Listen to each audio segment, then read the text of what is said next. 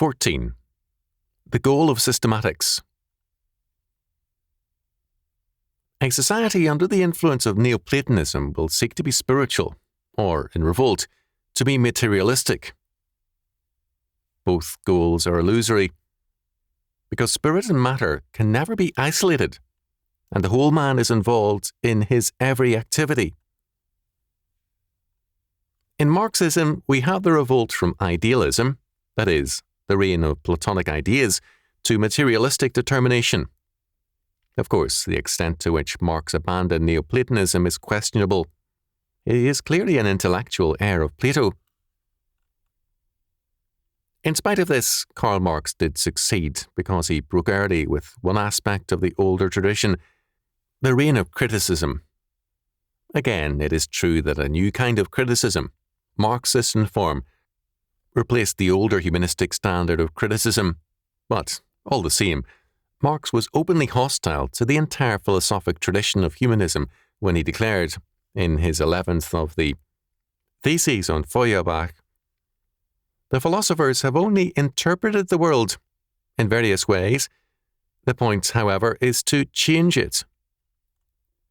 According to Marx, idealism rests on the primacy and determining power of mind or ideas, whereas in reality, he insisted the prior and determinative factor in history is not mind, but matter. Ultimacy for the idealist is in ideas. For the materialist, it is in matter. As a result, Marx interpreted history in terms of the processes of production. Civil society, in its various stages and institutions, is the outcome of material forces.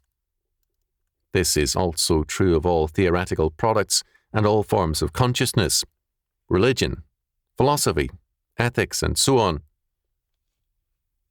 To hold otherwise, Marx insisted, is idealistic humbug.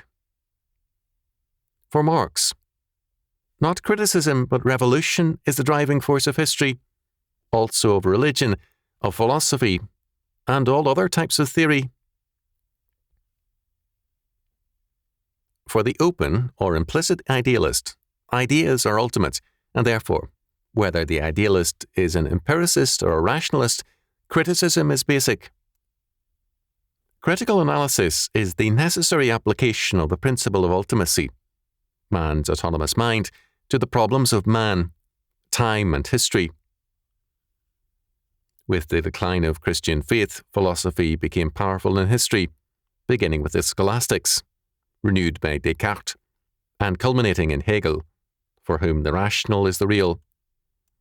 The philosophe could, with reason, speak of the omnipotence of criticism, because the basic faith of the day ascribed it to critical analysis.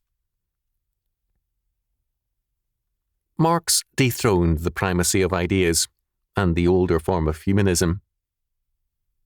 Philosophy, accordingly, lost its preeminence to sociology and to politico-economic theories. These were philosophies and ideas, to be sure, but ones which asserted the priority and ultimacy of the material. The joy of Marx and Engels over the publication of Charles Darwin's Origin of Species is understandable. Darwin accepted meant the acceptance of a mindless universe, and hence the inevitability of materialistic determination. Mechanism was rejected by Marx. His is a dialectical materialism. He is still in the tradition of Greek dialectics.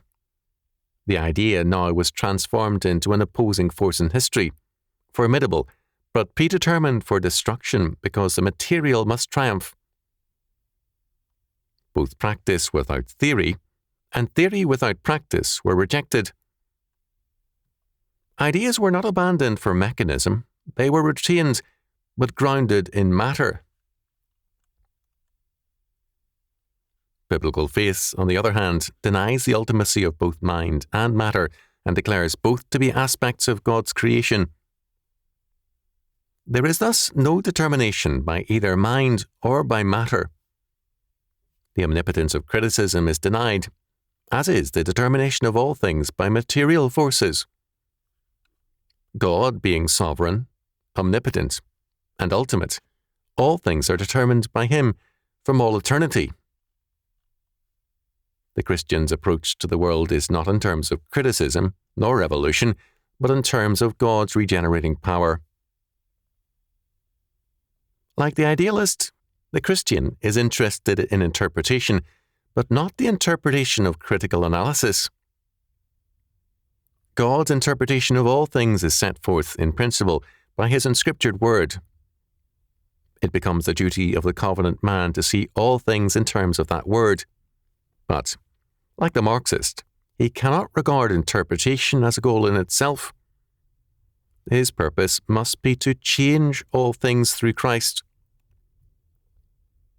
Thus, Christian faith, if it rests in sterile and isolated intellectualism, is false to its premises.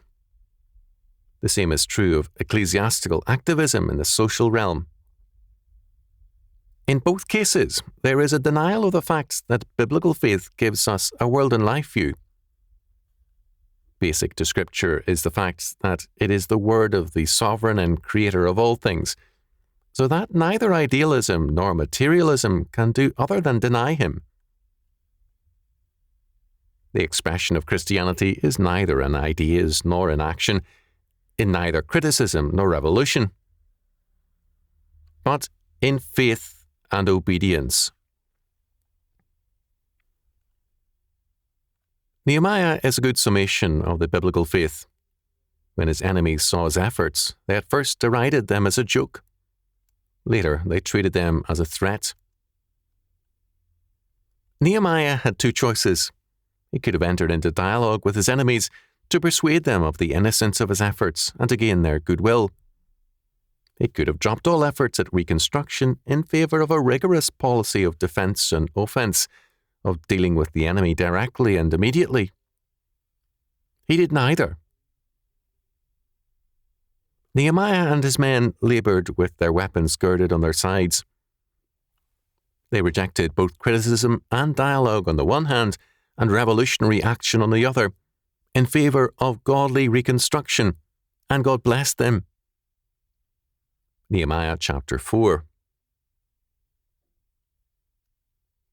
Systematic theology cannot be simply an exercise in thinking and a systemization of biblical thought. It must be thinking for action in terms of knowing, obeying, and honouring God by fulfilling his mandate to us. It cannot be an abstraction from battle. It is related to what happens in church, state, school, family, the arts and sciences, the vocations, and all things else. Systematic theology is thus far more than a course in the seminary curriculum, the purpose of which is to organise the students' ideas about theology. Systematics presupposes an ordered knowledge because God is absolute order, and God requires that man, created in his image, bring all things within his province, including man himself, into line with God's order and purpose. The Bible is a manual for dominion under God.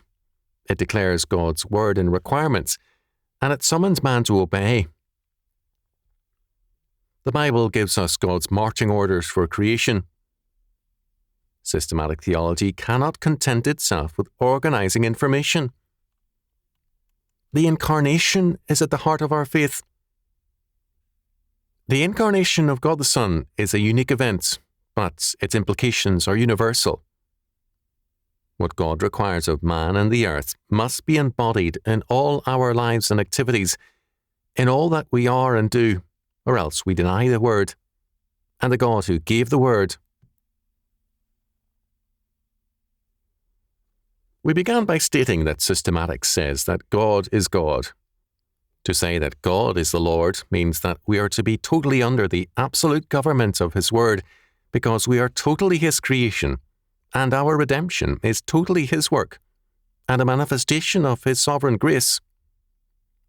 No theology and no preaching can faithfully set forth the God of Scripture without making fully clear His absolute ownership of us, so that we, our lives, callings, families, substance and time must be totally commanded by him. This is, of course, the task of all theology and of all preaching. What systematics does is to set forth in particular clarity the unity, particularity, and order in the Word of God, in order better to arm the man of God. Systematics works to strengthen epistemological self-consciousness by striking out against the inconsistencies of smorgasbord religion. It works to uproot alien presuppositions and to clarify the biblical mandate. Systematics, however, stresses not man but God, so that man's sin, his calling, and his future are seen not in terms of man's hopes and needs, but in terms of God's purpose and order. Because man is a sinner, he is man-centered.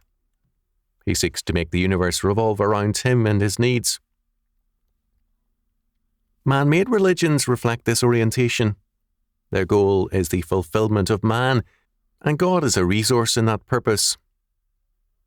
Systematic theology, however, must work to restore perspective to religion, to give it its necessary God-centered focus.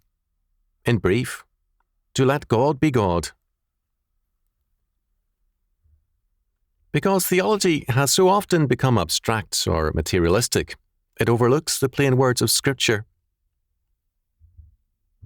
Let us hear the conclusion of the whole matter.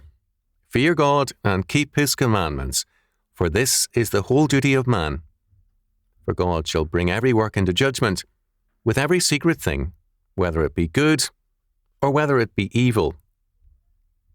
Ecclesiastes chapter 12, verses 13 and 14. This is an unpretentious goal, but it is the scriptural one. St. Paul makes clear the same setting aside of the world's ways and wisdom, declaring, For the preaching of the cross is to them that perish foolishness, but unto us which are saved it is the power of God. For it is written, I will destroy the wisdom of the wise, and will bring to nothing the understanding of the prudent. Where is the wise? Where is the scribe? Where is the disputer of this world? Hath not God made foolish the wisdom of this world? For after that, in the wisdom of God, the world, by wisdom, knew not God, it pleased God, by the foolishness of preaching, to save them that believe. God hath chosen the foolish things of the world to confound the wise, and God hath chosen the weak things of the world to confound the things which are mighty. And base things of the world, and things which are despised hath God chosen, yea, and things which are not, to bring to naught things that are, that no flesh should glory in his presence. 1 Corinthians chapter 1, verses 18 to 21, verses 27 to 29.